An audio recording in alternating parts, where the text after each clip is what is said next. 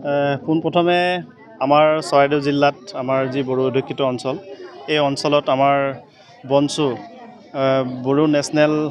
student ইউনিয়নৰ প্ৰেচিডেণ্টৰ লগতে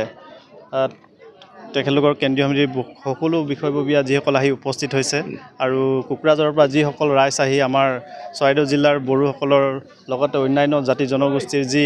বানপানীত যি আমাৰ ক্ষয়ক্ষতি হ'ল যি বুজ ল'বৰ কাৰণে আমাৰ মাজত আহিছে মই তেখেতলোকক পোনপ্ৰথমে চৰাইদেউ জিলা নিখিল বড়ো ছাত্ৰ সন্থাৰ হৈ লগতে আমাৰ স্থানীয় ৰাইজৰ হৈ মই তেখেতলোকক ধন্যবাদ জনাইছোঁ আৰু তেখেতলোকে ইমান দূৰৰ পৰা তেখেতলোকে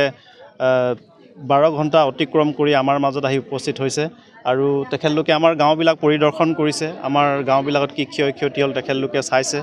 আৰু আমাৰ ৰাইজৰ লগত কথা পাতিছে আমাৰ ৰাইজৰ যি দুখ দুৰ্দশা সেইবিলাক তেখেতলোকে কথা পাতিছে ৰাইজক সকাহ দিছে আৰু তেখেতলোকে অকল অহাই নহয় তেখেতলোকে আমাৰ বান আক্ৰান্ত হোৱা লোকৰ কাৰণে তেখেতলোকে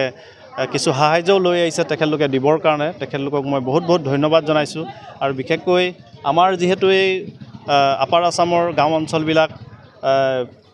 বেছি আগবঢ়া নহয় গ্ৰামোন্নয়ন যিবিলাক আমাৰ অঞ্চলৰ যি গাঁও অঞ্চলৰ ভিতৰুৱা অঞ্চল এই অঞ্চলবিলাক একেবাৰে পিছপৰা তো সেইকাৰণে বানপানী অহাৰ লগে লগে ৰাইজৰ বহু ক্ষয়ক্ষতি হৈছে তো সেইকাৰণে এই সময়ত আমাৰ বনচুৰ যিসকল বিষয়ববীয়া আমাৰ সভাপতিকে প্ৰমুখ্যে কৰি সকলোকে মই আহি খবৰ কৰাৰ কাৰণে আমাৰ নিখিল বড়ো ছাত্ৰ সন্থাৰ তৰফৰ পৰা চৰাইদেউ জিলা সমিতিৰ পৰা ধন্যবাদ জনাইছোঁ আৰু অনাগত ভৱিষ্যতেও যাতে এনেকুৱা সময়ত তেখেতলোকৰ দুৰ্যোগৰ সময়ত আমাৰ সহায় আমাক আগবঢ়ায় আৰু লগতে জাতীয় যিবিলাক কিছুমান ইছ্যু আছে সেইবিলাকৰ ওপৰতো তেখেতলোকে মাত মাতি আমাৰ চৰাইদেউ জিলাৰ